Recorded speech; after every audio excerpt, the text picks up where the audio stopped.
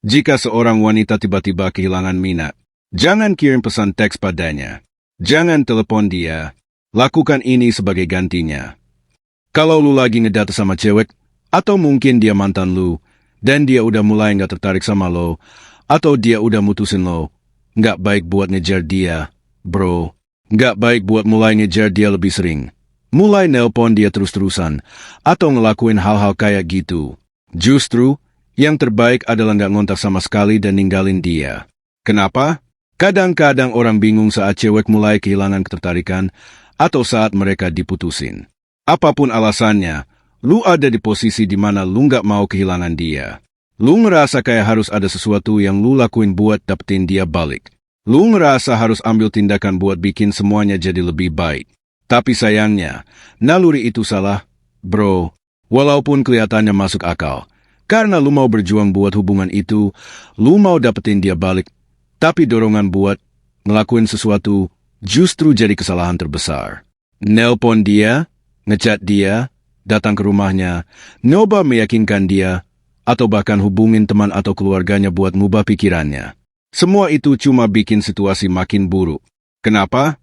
Karena kalau dia mutusin lo atau mulai kehilangan ketertarikan, misalnya dia udah nggak balas chat seperti biasanya, udah lama nggak ketemu, atau dia nggak seantusias dulu, itu tanda jelas, bro, dia butuh ruang dari lo, dia butuh jarak, dia butuh waktu buat ngerasain sesuatu yang penting, kangen.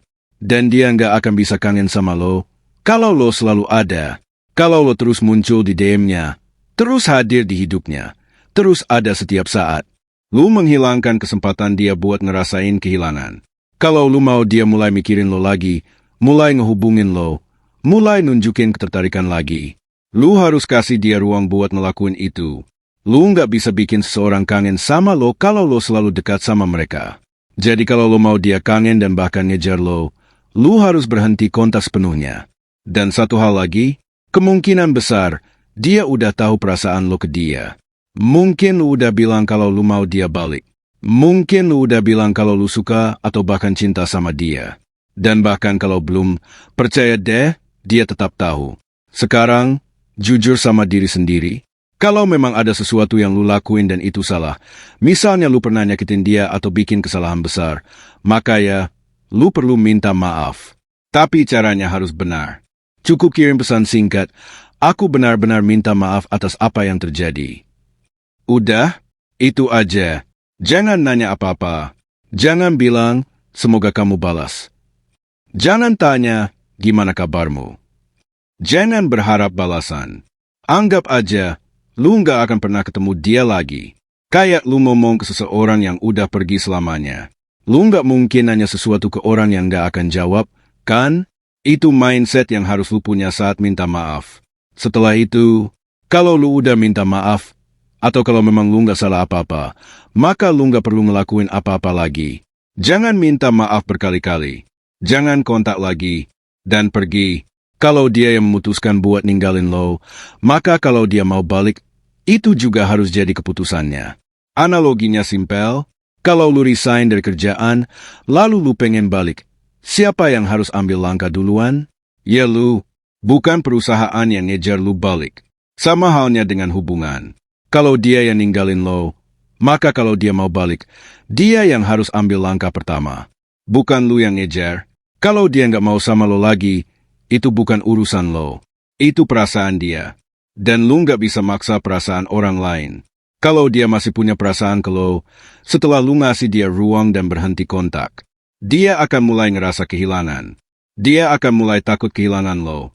Dan dia yang akan hubungi lo duluan. Tapi ada sisi lain yang harus lu terima. Mungkin aja dia nggak akan pernah balik. Dan kalau itu yang terjadi, itu juga nggak apa-apa. Karena itu berarti, kedepannya, lu akan ketemu seseorang yang lebih baik. Ini prinsip dasar dalam hubungan. Dengan memberi ruang dan waktu, lu kasih kesempatan buat perasaan tumbuh lagi, atau setidaknya buat masing-masing orang evaluasi diri. Dan sebenarnya, prinsip nggak ngejar, ini nggak cuma berlaku di hubungan. Di karir, di pertemanan, sama aja.